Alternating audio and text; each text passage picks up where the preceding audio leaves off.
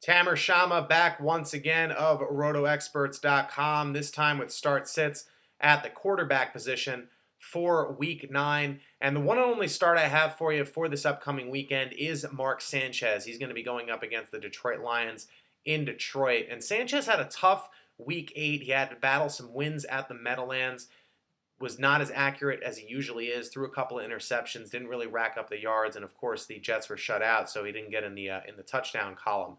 I think it's going to be a different story this upcoming weekend, and the big reason why is that he's playing indoors. That's definitely going to help him out a lot. He won't have to deal with any cold weather. He won't have to deal with the wind, something he struggled with in his young career. So I think he'll be able to throw the ball and have some success just because of the climate that he's going to be playing in. Also, he's going up against a Detroit Lions secondary that's not great. It's not bad either, but it's definitely a pass defense that you can move the ball against and have some success against.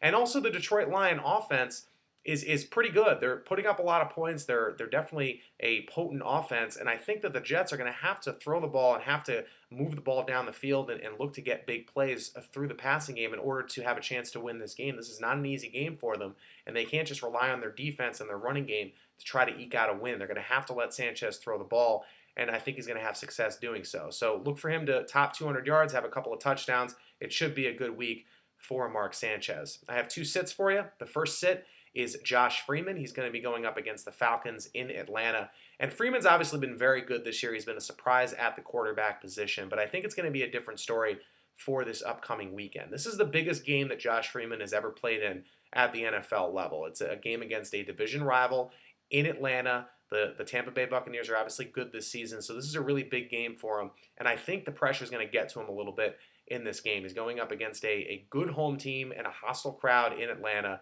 and that's going to lead to some interceptions, some inaccuracies. I don't think you're going to see the normal Josh Freeman that you've seen so far this season. And with a lot of the bye quarterbacks not being that good this week, the guys that are on bye, you have a lot of options at the quarterback position. I don't think you need to rely on Josh Freeman in a tough situation to have a good week for your fantasy football team. So I would put him on the bench. The second guy I would look at to put on your bench this weekend at the quarterback position is Matt Hasselbeck. He's going up against the Giants at home. And Hasselbeck has been better, much better actually, at home than on the road this season. But he really needs to be on your bench this upcoming weekend for a couple of reasons.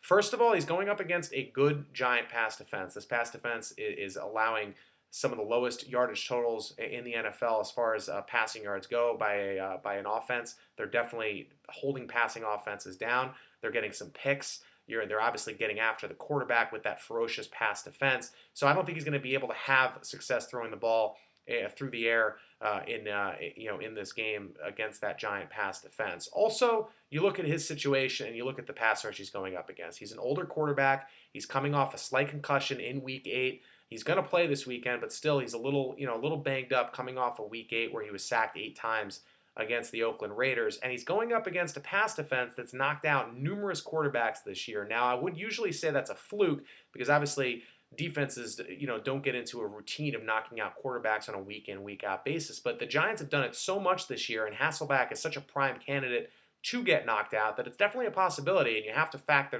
that in when considering starting Hasselbeck or putting him on your bench. I definitely think you need to put him on your bench for a variety of reasons, most of which is that he might not finish the game, which is obviously something you can't have from your fantasy quarterback. So those are my start sits at the quarterback position. A couple of things you want to check out on rotoexperts.com. Of course, our email and live advice feature. You also want to check out our exclusive Edge package, now available at a reduced rate. You can also follow us on Twitter. Our Twitter handle is @RotoExperts, and you can follow me at Twitter. My exclusive personal Twitter handle is RotoExperts_TC. Until next week, everybody, have a good weekend. Good luck with your fantasy football team, and we'll check you out in Week 10.